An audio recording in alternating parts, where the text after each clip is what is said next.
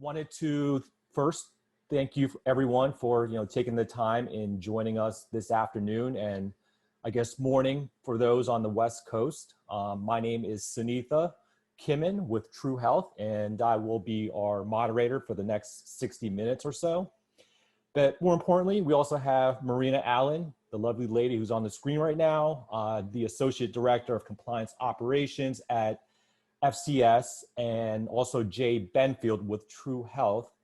And they both will be sharing the strategies FCS put in place to address patient privacy and the compliance guidelines that comes with it. So we'll start off by spending the first 15 minutes or so with Marina, who will be kicking things off, and then it will be followed by Jay Benfield. And then we'll save the remaining time left in the hour for any kind of Q&A.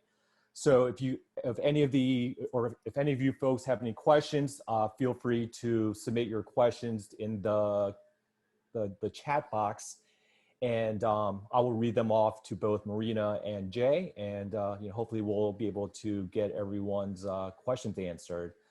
But if not, I believe everyone has my information. So if there's any questions that did go unanswered, feel free to shoot me an email and I'll be sure to have those questions answered for you. So anyhow, we're excited to have everyone here. So why don't we kick things off? Marina, why don't you go ahead and maybe just introduce yourself, and I'll let you take over. Thank you. Okay, hi everyone. You should be able to see my screen. If I could just get a thumbs up from Sunitha. Thumbs up, thank you. Okay, thank you. All right, so as Sunitha introduced me, I am Marina Allen. I am the Associate Director of Compliance Operations for Florida Cancer Specialists. I have been with the company for about 2 years, and I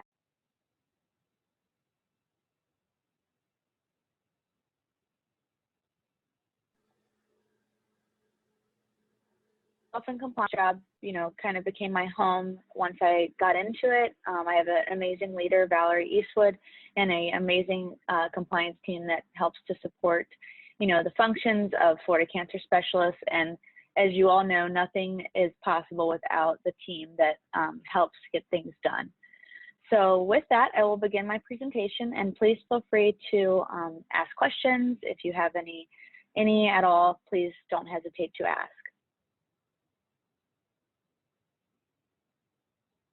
Okay.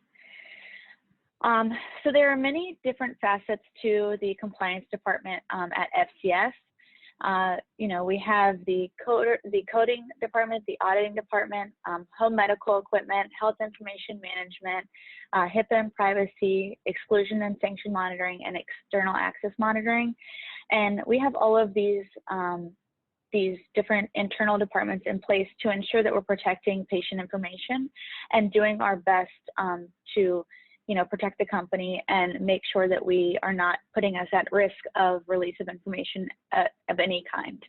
Our department is about 30 strong right now. We have grown immensely within the past 2 years, and as our company continues to grow, we will see that advanced growth in our department. We have about 4,000 employees for FCS currently, and as you know, the more employees, the more risk that there is to have that release of information or possible release of information. So we really strive to make sure that our department is up to speed on things and that we have the means to do things that are needed to be done within FCS. From an operations standpoint, I kind of handle the day-to-day. I'm the middleman between my department and the system, but without the other departments, we really would not be able to do and protect patient information the way that we are able to. With any compliance program, I'm sure you all know this, being compliance professionals, we do have the compliance 7 elements, and whenever I think of compliance, I kind of think of building a house. So the foundation is the 7 elements of an effective compliance program, and this information is from the Healthcare Compliance Association, HCCA, which some of you may have been to their conferences. I know I have. But with being a house being built, you know, the foundation is the 7 elements. We have to have these elements in place and rolled out system-wide in order to build our house. And our house is FCS. That's kind of the way I like to think of it, to make sure that, you know, people that may not understand compliance on a day-to-day basis kind of get where we're coming from.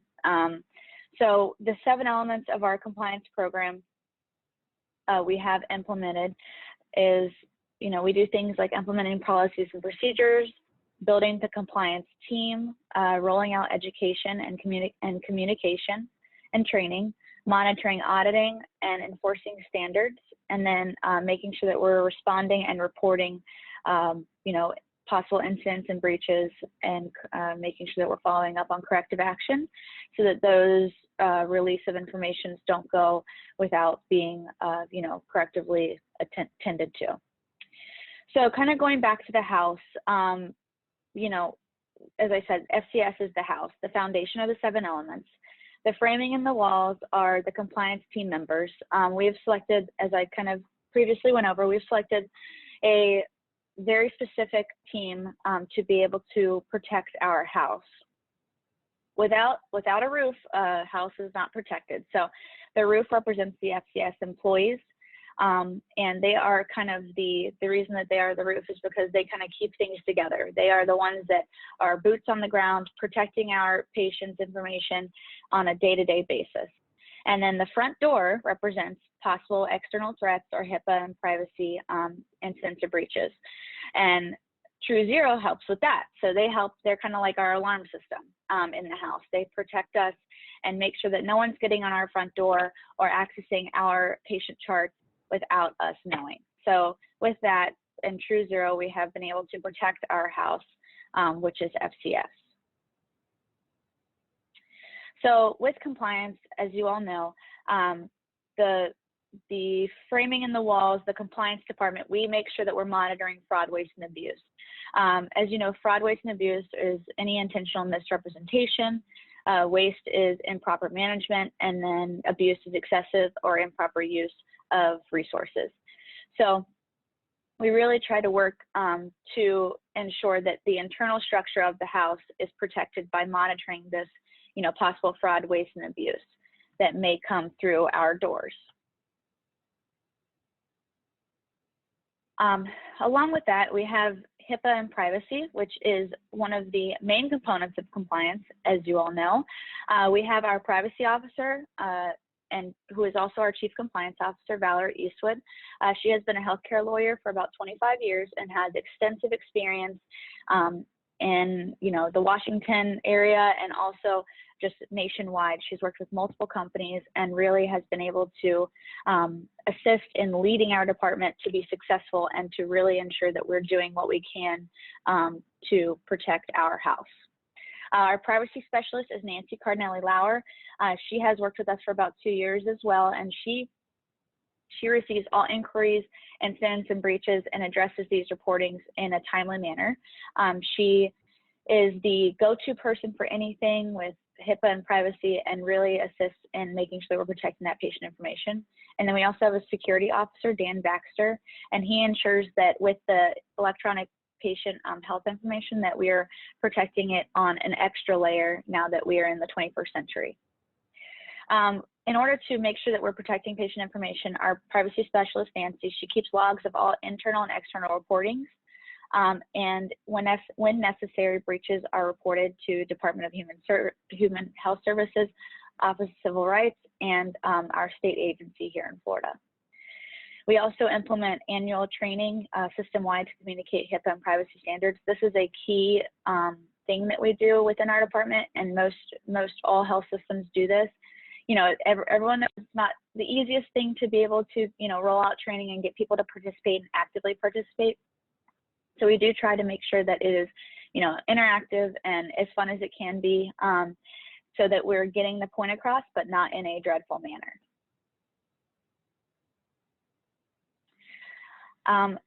There are more than one ways or reasons and ways that we have that we have patient health information. It's no longer just paper charts and keeping it all in file cabinets. We live in complicated times. 2020 has been a first-hand representation of that, but we, have patient health information that is electronic now, and with that comes a lot more risk. You would think that, oh, a computer, it's in my house or in my office, no one can get to it, but there are many, many ways to get into systems and to threaten patient data. Patient data is actually one of the highest marketed things right now in the stock market, and it's insane that people sell this data, and it is one of the highest things that people want because they want to be able to know how to market to patients and see what they want. So with that, we have PHI, ePHI, which is electronic patient health information. And then we have things like the privacy rule and the minimum necessary and security rule, along with breach notification requirements that help us to protect this information and make sure that we are doing everything we can to not let anyone through our door. So the HIPAA privacy rule protects health information and also ensures the necessary parties are able to access health information without issues. Whenever HIPAA, the Health Insurance Portability and Accountability Act was initially created, it was almost too stringent, and it kind of created an issue for patients to receive their own health information. So the privacy rule kind of helps to ensure that patients that need, and whoever may need to get access to health information, can get access to it. And it offers a flexible protection, but it does still have the severe repercussions and the rules that are put into place to ensure that we are protecting that patient information at all costs. Human Health Services and Office of Civil Rights has the duty to implement and enforce this rule nationwide. Like I said, it's vital to allow and ensure that patients are getting access to their own information at all costs. So we really want to protect that information, but make sure that we're making it available to the people who need to get access to it. Along with this comes the HIPAA security rule. As I stated, that we're in the 21st century and technology is a real thing. Like I said, without technology, we would not be able to continue working in this situation that we're in right now within the United States. So we have, the technology aspect of it addresses the technical and non-technical safeguards that compliance executives have to put into place to protect the ePHI. Like as I stated, there are many ways to get into systems. So you may have a security officer or a IT executive who has various avenues to protect this information that we have in our EMR. And Human Health Services and OCR have the duty to implement and enforce this rule nationwide. If there are any sort of repercussions or violations, they could result in civil or monetary penalties, and these are enforced by the U.S. Department of Justice. Within FCS, we have kind of a rule, an easy lingo rule. It's a minimum necessary rule that we've implemented throughout our system, and it's as simple as it seems. It's just minimum necessary. Whenever you're accessing a patient chart, or maybe you need to talk to a patient or talk to a family member, you only need to be giving them the minimum necessary information to ensure that we're protecting that patient's information at all costs. It helps to protect and prevent, over exertion of information or things like that. And it applies to all paperwork, conversations, and electronic communications. So whether you're answering the phones or talking to a patient in person, you should really be in the back of your head. We make sure that our employees know, okay, minimum necessary information to get the point across that the patient needs, or to get the information that the patient needs. With that, so as I stated before, our door, our front door to our house, it is any external threat, internal or external threat, HIPAA, privacy incidents and breaches, that could come through our front door. So TrueZero and Splunk have helped us to protect our front door by giving us an alarm system. So with our alarm system, they have, provided auditing and monitoring that helps to protect us. And we're able to collect, valuable audit log data from the clinical systems and provide comprehensive self-service dashboards, along with historical reports and real-time alerting. So just as you have an alarm system in your house, we have an alarm system in our EMR. So honestly, this is a better alarm system than I have.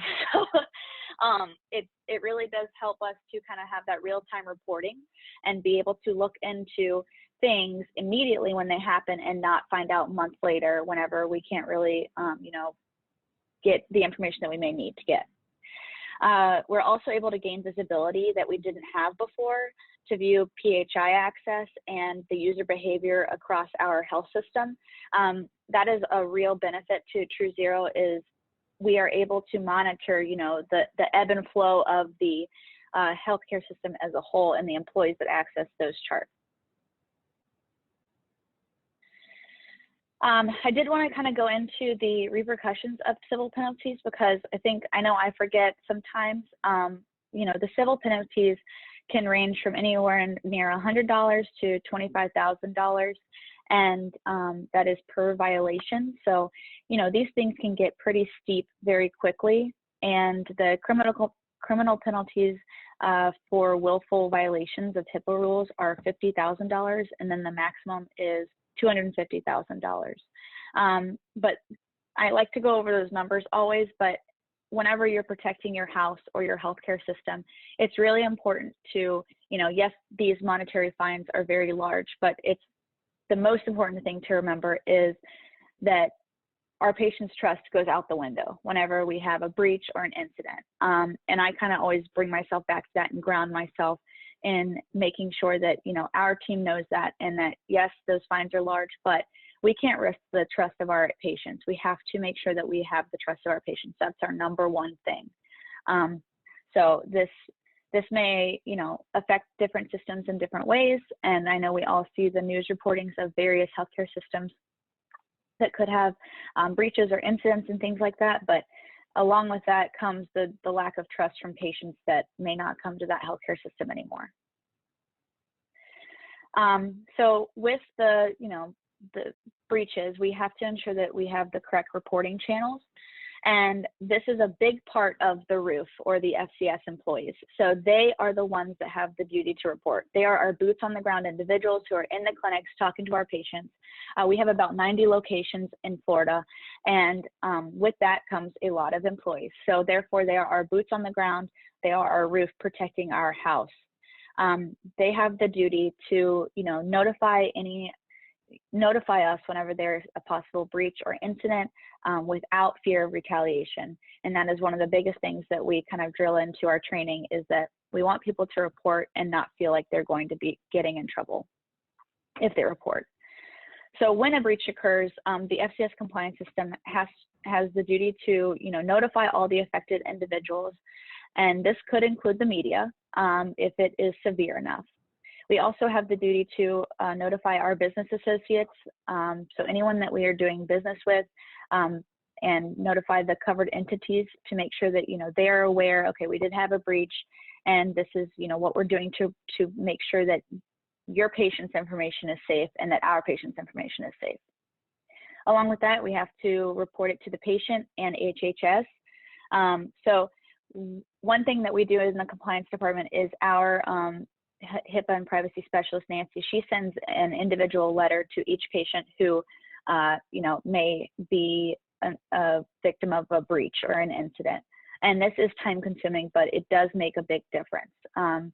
We could have breaches of 400 patients, and she'll get the letters out to those patients because they need to know that it's not just, oh, we released your information, sorry.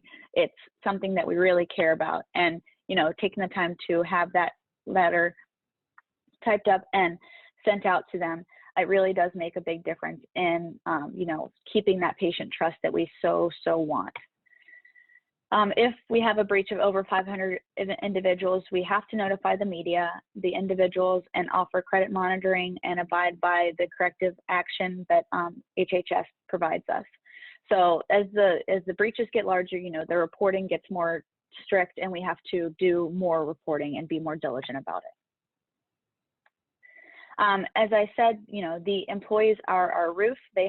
We've ensured that they know that they have the duty to report, and with that, we want to make sure that they don't have any retaliation or fear of retaliation. That's probably the number one problem that most compliance systems have, is that we're afraid to have these individuals report, or they're afraid to report, and they are, because of the repercussions.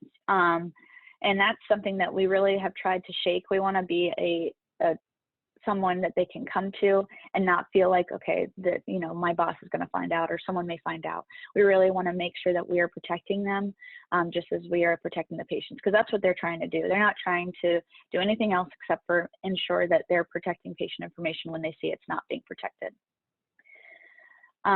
So with that, we have a helpline. It used to be called a hotline, but we have changed it to a helpline because this is really a huge thing for our company to be doing. And I don't know if any systems on the phone have helplines or some place that employees can call to report, but this is something that has really changed the game for us. We have a system that we use, and the reporter can remain anonymous, or they can give their name, but it's a third-party system, and you can report via website or via phone.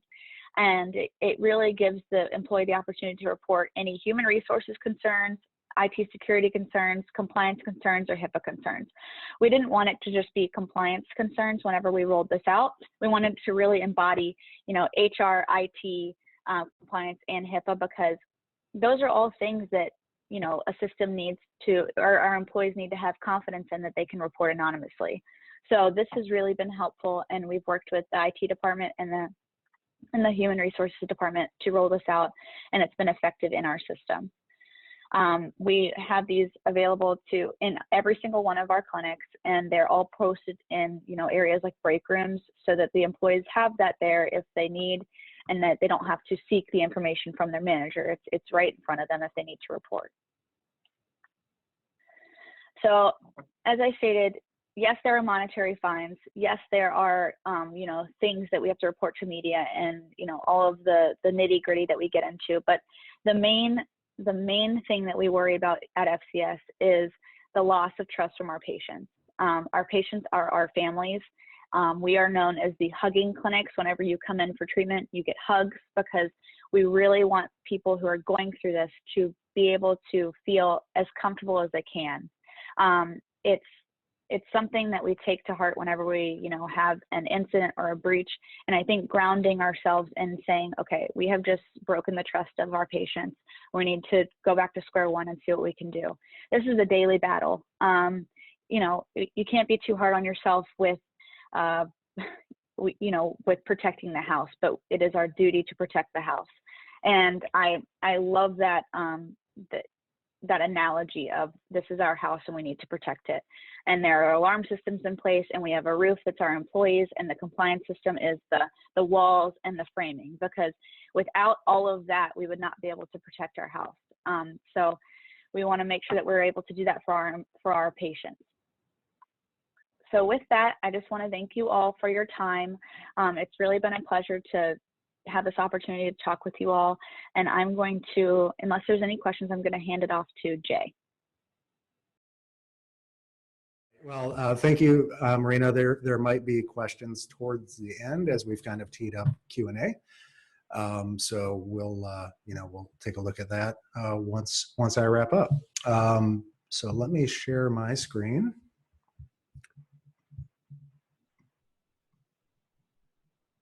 All right. So good afternoon or good morning, everyone. I am Jay Benfield.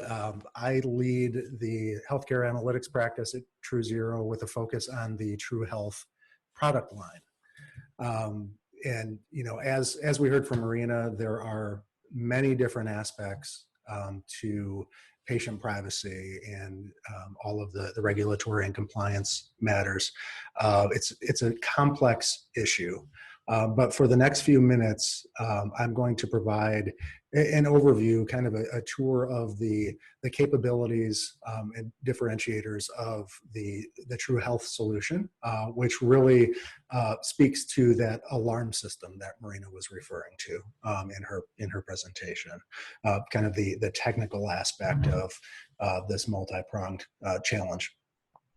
So as you all are well aware, there are many applications and IT systems used day to day for patient care.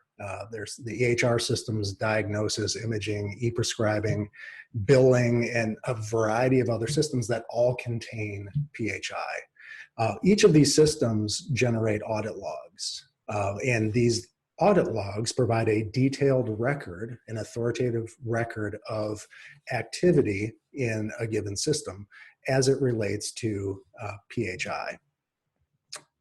But due to the lack of standardization with software and technology vendors, all of these applications and systems in the healthcare environment do things their own way.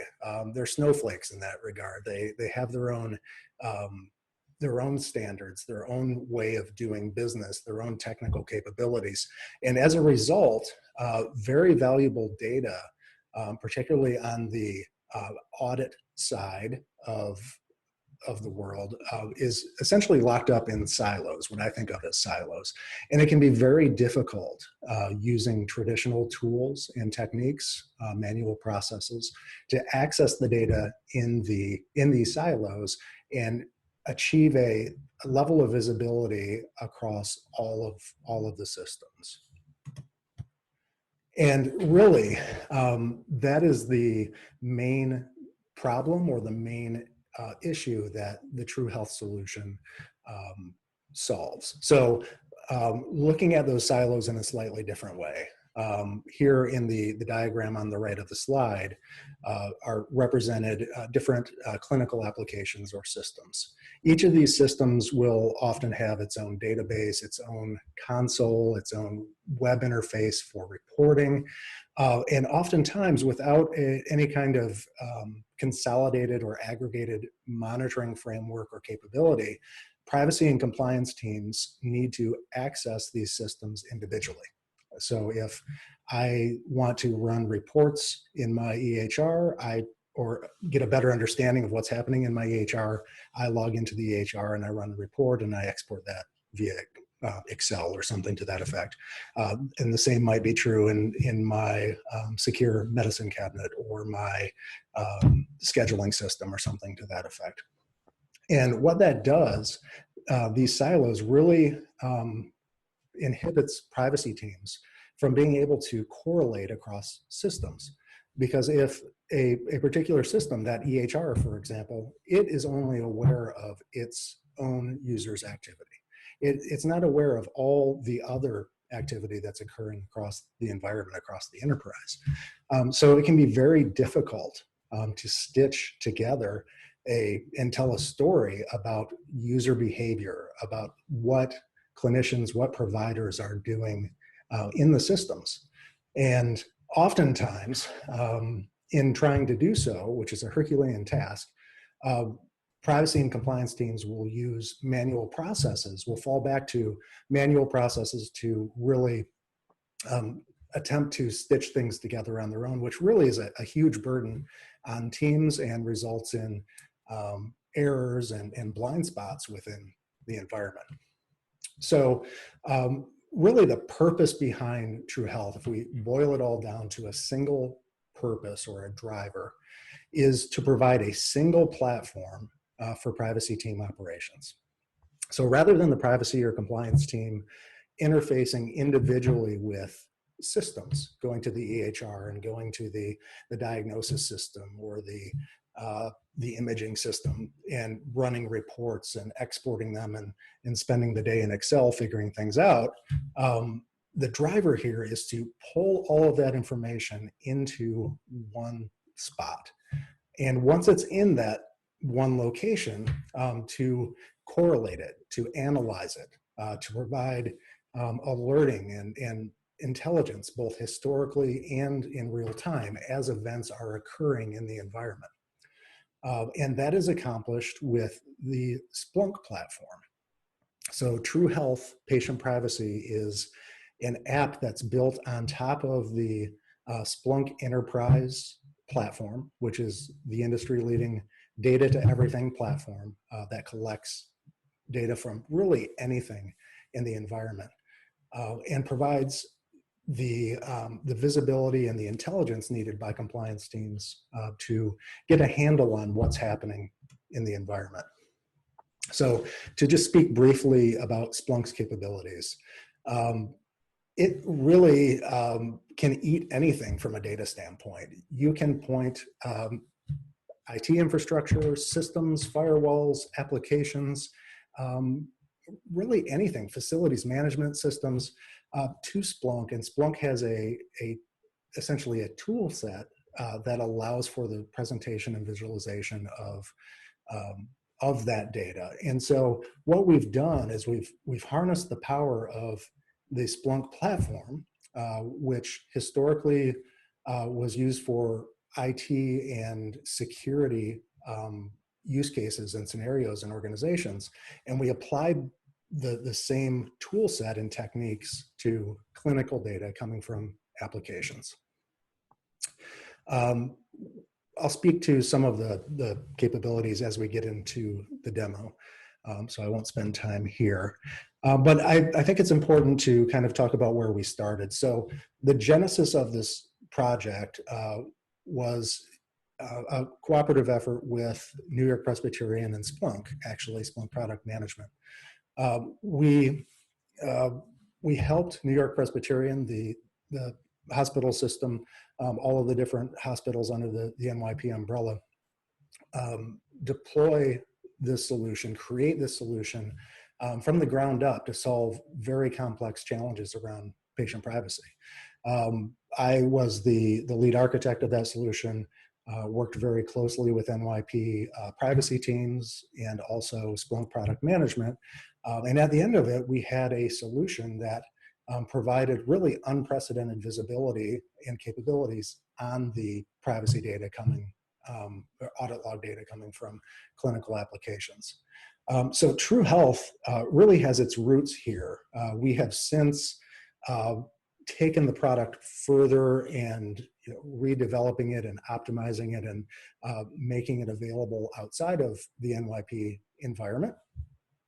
And have a number of very exciting plans to continue to enhance the capability, both in terms of products that you can install on premise and also service offerings for this type of capability in the cloud. In terms of the solution itself, what we're really talking about is audit log data. So all of the systems that I was referring to earlier in terms of the EHR and the other clinical applications in use, they all produce audit logs. They produce some sort of trail or record of users' behavior and systems.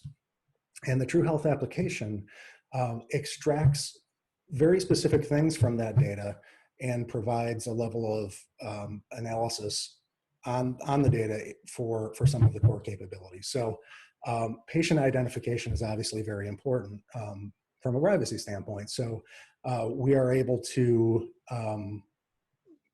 basically pull and normalize MRNs. So understanding that different systems or campuses, for example, within the same hospital system, might have different MRN numbers or different standards or conventions that are in use for patients. We're able to essentially distill that down to a single record for a patient, regardless of how many MRNs are in use.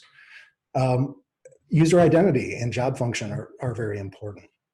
So not only looking at the user, so user John Doe accessed a particular record, but looking at John Doe's title, their job function, looking at the department that they work in, other kind of HR demographic information that allow us to do some really essential analysis to determine what should be normal or what is normal or not normal for that particular title or job function. And then action. What is the user doing on these records? Are they exporting something? Are they printing? Are they viewing? That becomes very important when trying to establish a baseline of behavior. So I'll show a number of these key use cases as we get into a live demo. But just to highlight a couple of items here, the idea is we have all of this data coming in from the EHR, from the other clinical applications within the environment. And on that data, we build out use cases. We build and instrument capabilities that present the information in unique ways. This is just a sampling of some of the use cases, but obviously being all privacy focused, we have things like that relate to user behavior, what the users are doing on records, VIP patient snooping. So if your EHR flags a patient, or you flagged a patient as being a quote unquote VIP or having some sort of protected chart, we're able to kind of segment the patient population and report on that separately. And then it's really important to understand that what I'll show in the demo, although it provides out of the box capability and value with a lot of the core use cases, it can be extended to meet your specific business and mission requirements. And that's really a key differentiator when comparing to traditional systems or reporting solutions that are built or purpose-built to do one thing, such as compliance reporting. With Splunk as the engine, we're able to continuously add additional data sources or new use cases, or expand the capabilities in ways that are very meaningful and impactful to the environment, or to the operating environment. We have, with our great partnership and relationship with FCS as an example, we've been able to obviously assist with the patient privacy aspects, but we've started to incorporate other more traditional security operations types of use cases into the Splunk platform, and visualize and present that alongside all of the other more clinical focused items. So with that, I will switch out of PowerPoint mode and fire up my browser, if you give me one moment. So this is our TrueHealth demo environment. We have simulated patient data coming from an EHR, so there's nothing live or sensitive here in terms of patient information, obviously. It simulates a small environment with 1,000 patients and 100 users. And I will be stepping through just a few of the dashboards, some of the more widely used dashboards in the system, and just to highlight the key capabilities of the solution. So here we see the overview dashboard, where we have a map at the top with some interactive elements. This is actually showing alerts, privacy alerts, by geographic location. So we have a few different offices that we've configured here. And we can mouse over each of these items, each of these geolocations, these office locations, and get a summary of the alert activity for those locations. So the alerts that ship with TrueHealth, a lot of those out-of-the-box alerts pertain to things like consecutive MRN access. If someone is just accessing MRN1, then MRN2, MRN3, et cetera, looking for abnormal behavior in terms of off-shift access or other, other kinds of anomalous activities from a peer group perspective. And we'll drill into this a little bit more. But to scroll down a bit further, we have a summary of the summary of the environment with the unique number of users and MRNs that have been accessed. We have a breakout of activity over time by location, by campus location, and then some most active charts in terms of the most active users by MRN access and the most active MRNs by user. But if we scroll back up to the top and just click on one of these alerts, we're taken to an alert summary dashboard where we have a breakout of the alerts that were triggered, where an alert is something that runs and looks for a specific set of criteria or conditions. Something has happened and it's telling us that something has happened. So we have a number of alerts configured. We have some summary information at the top, and we can select what it is that we're interested in. In this case, we'll say off-shift access. So those that were not clocked in, using a system like Chronos or something to that effect, we're able to determine whether an employee was scheduled to work or was badged in or not at the time the access happened. So we can further drill into the alert and get information about the user. Specifically here on the View User dashboard, we can see a number of filters and controls at the top of the dashboard that allow us to refine the time range and specify the action and search by user. But just focusing on this M. Simpson user for a moment, because the user was associated with an alert, we can see that the user has been flagged for investigation. So there's a visual indicator that something could be amiss with this particular user, or it might require additional investigation.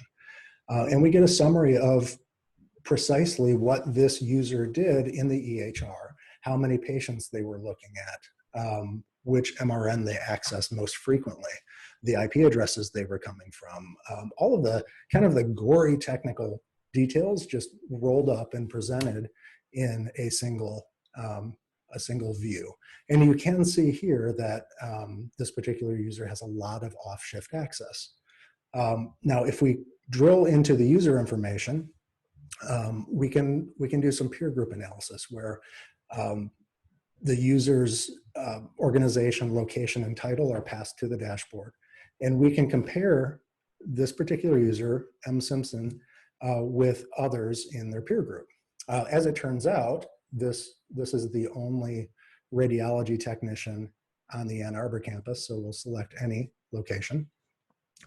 So right now we're comparing the behavior, the activity of radiology technicians across all campuses.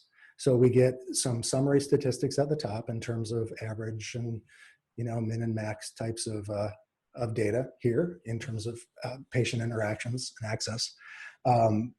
A summary of who is in the peer group, that is, who works for the same organization in the same department with the same title.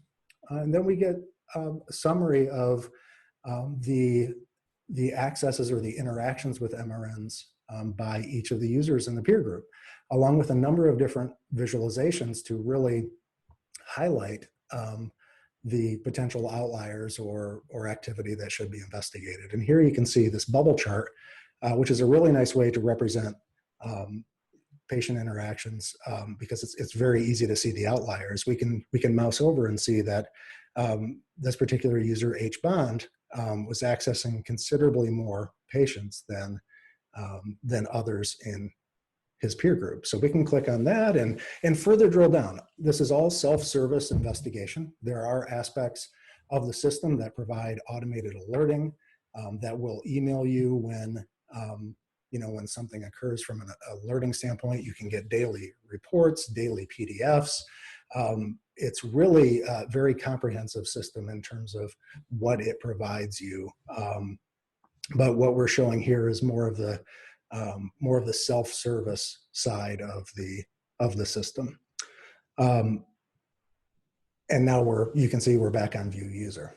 I see I'm running a little short on time, so I will just highlight one other capability.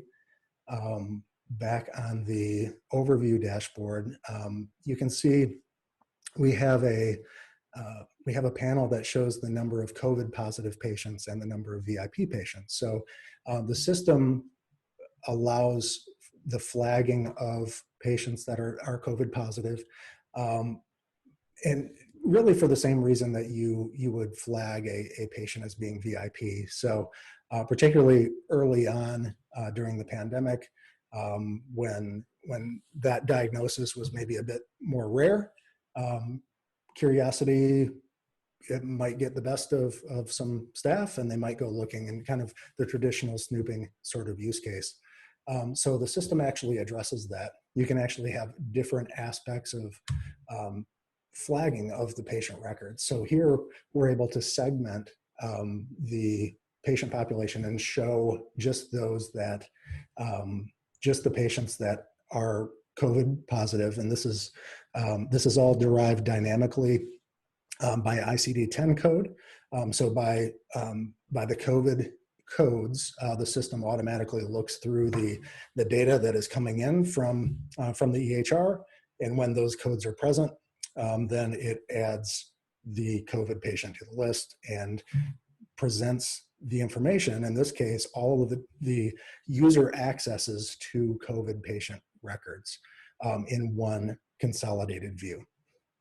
And when we're looking at a specific MRN, like on the View MRN dashboard, as we see here, where we've kind of pivoted to the MRN perspective, we shifted from looking at a user, basically show me all MRNs that a particular user viewed. Now we're looking at it from the MRN standpoint and saying, show me all users that access this particular MRN.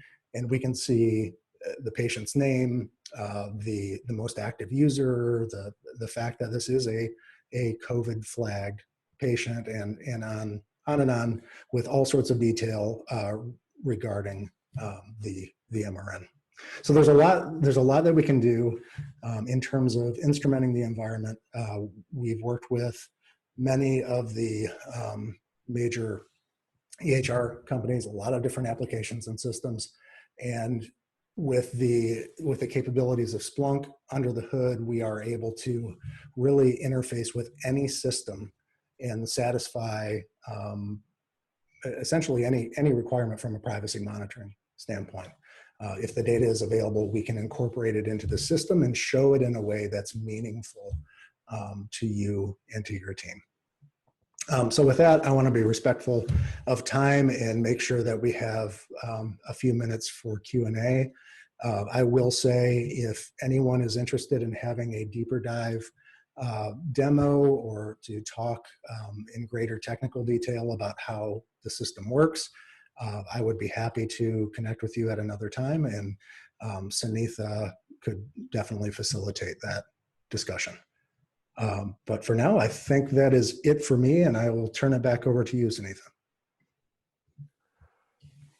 Thank you, Jay and Marina, for that. So I am just kind of looking through the chat right now to see if there's any questions. I know one of the attendees, Penny, was asking, can you elaborate on the real-time monitoring, alerting that Marina was, I guess, on one of the slides that Marina shared, but I believe you did cover that, correct? Yeah, I can speak to that very briefly, just in case. So the system is able to report both from a historical perspective and also real time. So as data, from a real time standpoint, as data comes into the system, Splunk and TrueHealth are able to present that information as it occurs. So you have, if needed, real-time visibility and intelligence on what's happening in the environment. And that becomes very useful when there are certain charts that you wanted to flag. If there was a politician or something coming into one of your locations or campuses, being able to mark a record and set up an alert to say, if anyone other than these specific people access this record, then immediately send an alert. And that's where that becomes very, very valuable. And just to add to that, Jay, for instance, Jay has a setup, FortiCAN setup with email alerts, as he mentioned in his presentation. And with that comes actually a little description about, you know, what email alert it is, what the specific data that you're receiving is. And it's very helpful because obviously all of us get 1,000,002 emails, I'm sure. So having that available to kind of, okay, what is this again? Okay, here we go. And it's just that it offers a little bit of ease and understanding to the everyday shuffle, but you're able to kind of break down those reports by, okay, I'm checking this now, this is what this is. And it just helps to really kind of take that extra step in understanding the reports, getting the reports, but also understanding them. Great, fantastic. Thank you for that. Any other questions before we wrap up here? And also to those, if there is interest in receiving a copy of this webinar, a recorded webinar, feel free to just shoot me an email and I can send over a copy of this recording that I can share with you, so you can share with, you know, other members from your team and so forth. So I think that's all the questions that I see, unless someone has any last minute ones. But otherwise, Jay, Marina, thank you both for your time. Is there any sort of last minute words or anything you want to share with the with everyone here before we sign out? I will let Jay finish up. I'm just gonna say thank you so much for this opportunity. I really appreciate being able to speak to you all and you know, talk to other healthcare professionals and compliance professionals. This year has obviously been trying, so it's nice to be able to get together and kind of resume as normal. So I really appreciate the opportunity, and it's been a pleasure. Yeah, and thank you, Marina. I appreciate you participating. Really enjoyed your presentation and appreciate your partnership in all of this. So thank you so much. But I think I'm good. I will. Okay. Need to go. Well, okay. Well, with that said, again, thank you everyone for taking some time out of your day. And again, we're available with any questions that may come up afterwards. And yeah, hope everyone enjoys the rest of their day and their week and have a happy Thanksgiving. So thank you, everyone.